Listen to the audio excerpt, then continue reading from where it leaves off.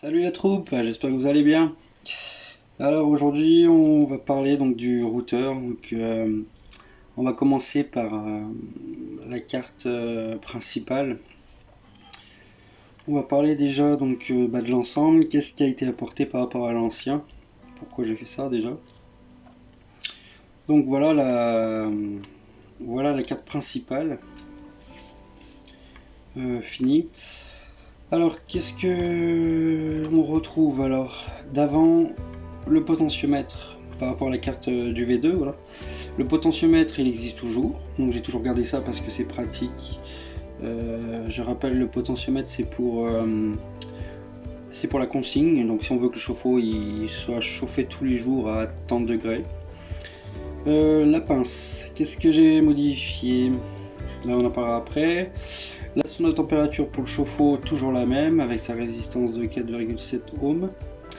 Le bouton, ça c'est pour changer l'écran, pour avoir les plusieurs pages. Voilà. La LED témoin, elle est toujours là. Pareil, protégée par une résistance de 10 ohms. La LED témoin, je rappelle, donc c'est pour juste indiquer quand le routeur est en train est en chauffe, voilà, qui est en fonctionnement en gros. L'écran LCD, toujours pareil, j'ai toujours gardé le même. Là j'ai le bornier toujours pour la LED de la photorésistance, donc l'alimentation. Avec sa résistance variable de 10 ohms, donc qui varie de 0 je crois à 10, qui est très pratique. Ce que j'ai ajouté, alors là ici on retrouve un bornier, donc c'est marqué Alim carte 5 volts, c'est parce que l'alimentation principale va arriver de la carte de puissance qui sera en haut, donc avec une alimentation qui passe de 230 en 5 volts, voilà. Et donc ici il y aura un pontage pour alimenter cette carte là, tout simplement. Donc cette carte va alimenter en 5 volts notre ESP32, voilà, qui n'est plus un Arduino. Pourquoi j'ai changé? Parce que un ESP32 schématiquement, c'est quand même plus évolué qu'un Arduino. Un Arduino, ça va être quand on va commencer à vouloir bidouiller des choses, pardon. Après un ESP32, voilà, c'est quand même plus qualitatif. Et en plus, dessus, on a directement intégré un module Wi-Fi. Voilà, Wi-Fi et Bluetooth dedans. C'est déjà intégré, voilà, et en plus, ça coûte moins cher. Donc voilà, j'ai intégré un ESP32 dessus. Qu'est-ce que j'ai mis en plus? Alors du coup j'ai aussi mis un sur le côté là, donc ce sera les trous pour les rayos pour fixer un PZ2M04. PZ04 c'est un appareil qui va mesurer donc la tension, les volts, les ampères, les watts, tout ça. Donc j'ai perdu le terme mais voilà. Un compteur d'énergie, voilà. Lui va compter donc ce qui va être envoyé donc sur ma carte qui sera en haut, là, sur la carte de force, de puissance, pardon. Il y aura une pince inframétrique sur la sortie, donc ce qui va être envoyé au chauffe-eau. Donc ça va me servir à savoir combien a été injecté dans le chauffe-eau instantanément et sur le long terme aussi pour savoir. Donc ça va mesurer ça, ça va m'envoyer les données au SP32. Après j'ai simplifié le calcul pour la pince ampère-métrique. Celle-là, cette pince, en fait, c'est elle qui va être branchée avant votre compteur, votre tableau électrique, pardon. C'est elle qui va détecter combien de watts est en train de sortir de chez vous. Par exemple, il y a 200 watts que vous avez en trop, qui est en train de repartir chez EDF. Le but, c'est que le routeur, voilà, calcule qu'il y a 200 watts qui est en train de s'échapper. Donc lui, ce qu'il va faire, c'est qu'il va injecter par là l'équivalent de 200 watts dans votre chauffe-eau. Son but principal à lui, c'est que votre consommation d'énergie reste à zéro, voilà, en permanence le plus possible. Donc plus on s'approche de zéro, mieux c'est. Après, ce qui va faire qu'on sera à 0 ou plus 10 ou voilà, ça va être le peaufinage déjà donc de la LED. Ça c'est à travailler. Donc par exemple si vous voyez que lui il éclaire trop la LED, donc il envoie trop de courant dans le chauffe-eau, bah, il suffit juste de baisser la résistance et de calibrer en fait. Voilà, c'est aussi simple que ça. Après c'est pareil, donc dans le code on aura la calibration de la pince. Mais la pince, voilà, donc la pince, d'ailleurs, je suis en train de voir que c'est pas le nouveau PCB. C'est encore l'ancien parce que ça a été refait ça. Ah là là.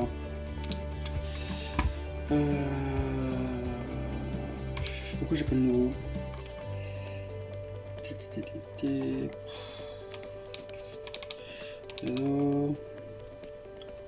Ah bon, hop, celui-là, tac, routeur, carte, routeur, hop. Ah, mais pas avec, non. Pourquoi il m'ouvre avec ça? Ouvrir avec, voilà. Je suis désolé. Alors, est-ce que c'est la bonne maintenant? Oh, c'est toujours pas la bonne. Bon, c'est pas grave. Je suis désolé. En fait, là, donc ça a été modifié. Donc il y a toujours ce bornier là, mais il y a des résistances en plus qui font que voilà. Ce qu'avant, j'avais une formule de calcul pour qui avait une façon, on va dire, de calculer donc les volts et tout. Et là, j'ai changé, j'ai simplifié la chose pour être le plus précis possible. Donc voilà, ça sera expliqué dans le code. Donc chose voilà que j'ai modifié, c'est ça. Donc voilà, on a refait un PCB propre. Donc là, on aura notre PZ2M. Et voilà. Donc le but aussi, c'est que avec mon USB, donc lui il sera connecté en Wi-Fi sur le réseau. Donc votre réseau internet. Donc ça sera des choses à modifier dans le code. Et en fait, via MQTT, il m'envoie les données sur mon Home Assistant. Sur mon Home Assistant, je vais vous montrer. Home Assistant. Tac. Alors sur mon assistant, j'ai créé une nouvelle page ici. Donc dessus, j'aurai. Oui.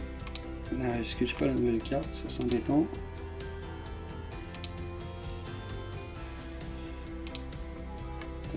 Voilà. Sur la nouvelle carte aussi que j'ai modifiée, j'ai rajouté ici là, j'ai ajouté une DHT11 ou 12, je sais plus, je crois que c'est la 11. En gros, c'est un capteur de température et d'humidité qui va du coup me renvoyer, pareil via MQTT, la température du boîtier. Boîtier, bon, l'humidité aussi, mais moi c'était plus la température pour savoir justement si dans le boîtier la température était convenable. Voilà, ça va être une sécurité en fait, que je vais créer une alarme pour que dès que ça m'atteint une certaine température, ça va me le dire sur mon assistant. Dessus aussi, il y a un autre bornier d'ailleurs qui va me servir à alimenter un ventilateur. Donc voilà, on revient sur mon assistant. Donc les données qui me sont envoyées, donc là c'est la tension, les ampères, les watts envoyés au chauffe-eau, tout ça c'est ensemble, hein. L'énergie, la température du chauffe-eau, donc ça c'est la température actuelle du chauffe-eau, à combien l'eau est au moment voulu. La consigne, donc ça c'est avec le potentiomètre comme je vous ai expliqué, c'est la consigne, donc si on veut que le chauffe-eau soit quoi qu'il arrive en permanence à tant de degrés 47 par exemple, voilà. Donc moi ça sera affiché ici, je pourrais savoir à combien aller. La température, donc comme je vous disais avec la DHT11, la température du boîtier à l'intérieur et l'humidité. Alors là j'ai pas vu que je reçois rien qui n'est pas branché, mais ici voilà, en fait j'ai un manomètre, enfin voilà, quelque chose comme ça que j'ai créé avec un seuil de température, avec 3 seuils de température, donc avec un vert, une couleur vert, orange et rouge. Et moi après du coup là-dessus je vais me créer une alerte Si jamais il arrive dans le orange, que ça me le dise, ça m'envoie un message. Voilà, pour des raisons de sécurité, parce que j'ai pas envie de tout faire cramer. Donc voilà, après donc c'est envoyé donc via MQTT, donc c'est soit vous avez Home Assistant, donc c'est super, vous avez juste à récupérer donc toutes les données de ça, comme vous faites pour d'autres MQTT, donc par exemple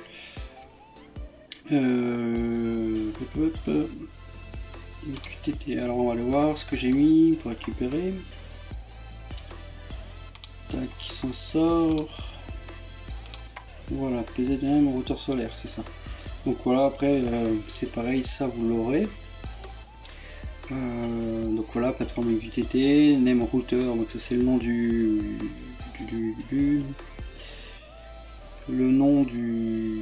truc MQTT.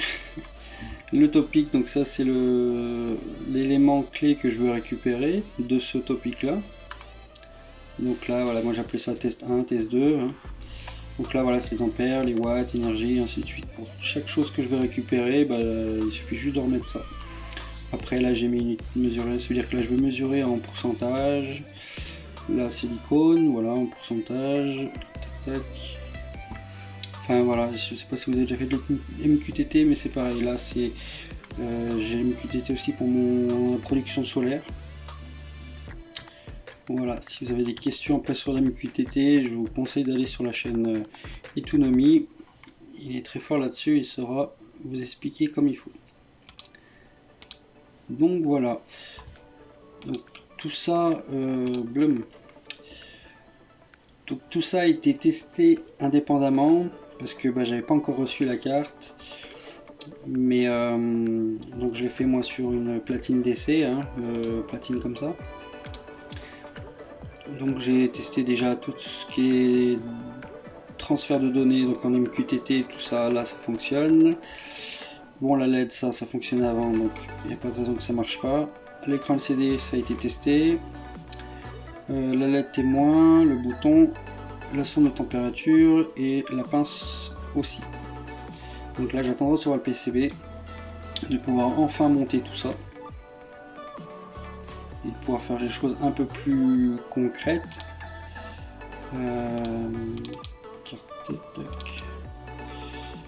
Après la carte de puissance, alors c'est celle-là. Je sais plus. Non, c'est Freezing.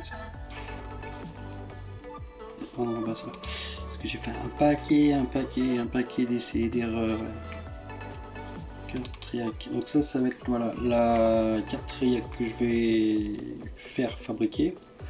Donc comme je vous ai dit tout à l'heure, ici on a l'alimentation 5 volts.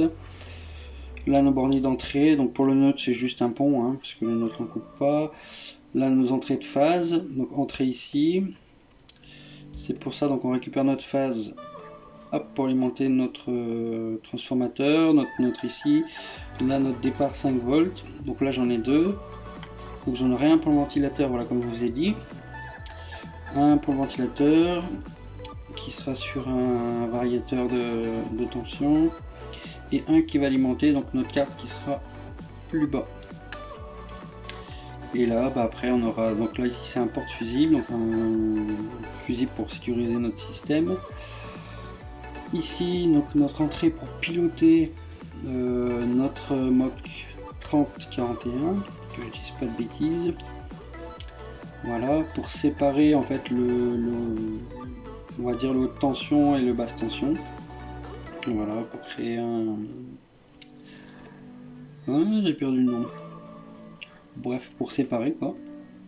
Tout comme en fait sur l'ancien routeur on avait séparé la chose en mettant une LED et une LDR. On crée une coupure en fait entre le variateur de puissance que j'avais que j'ai jusqu'à maintenant et la commande. Voilà. Donc là on a le MOC 31, là on a des résistances pour faire tout ça. Et ici on aura notre triac BTA 41. Voilà, et derrière ici là on aura donc notre radiateur. dissipateur, avec voilà, avec le ventilateur qui fera ventiler l'air dans le boîtier. Parce que j'ai vu que ça fonctionnait, mais alors tip top. Même à basse intensité, le ventilateur est refroidi, mais j'ai plus rien qui chauffe, c'est un truc de fou.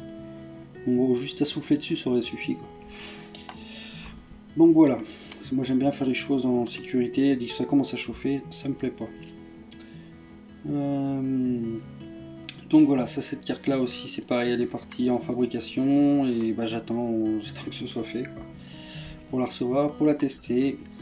Tous ces schémas ont été pris en fait là, de base là, tac tac, cette base là a été pris, enfin c'est un exemple que j'ai pris sur le routeur solaire de l'anglais, du routeur solaire de l'anglais, pardon.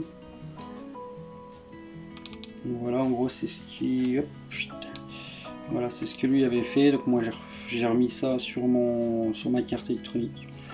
Lui il s'en sert, voilà, BTA 41, il s'en sert pour varier l'intensité qu'on va envoyer dans le chauffe-eau. Donc voilà. Tac, tac. Et ben j'espère que voilà, cette vidéo vous aura aidé à comprendre un peu mieux la carte principale déjà. Bon, je vous expliquais aussi un peu la carte de puissance, mais on en reviendra dessus. Voilà, donc j'espère que vous avez tout compris ce que j'ai dit. C'est pas facile à expliquer parce que déjà moi j'ai quand même bien galéré à faire fonctionner tout ça, surtout pour le code. C'est toutes des choses que j'avais jamais faites, mais avec de la volonté on y arrive, hein. Et quelques heures de travail, quelques jours. Donc voilà, à essayer tout ça, et puis j'espère que tout cela va fonctionner.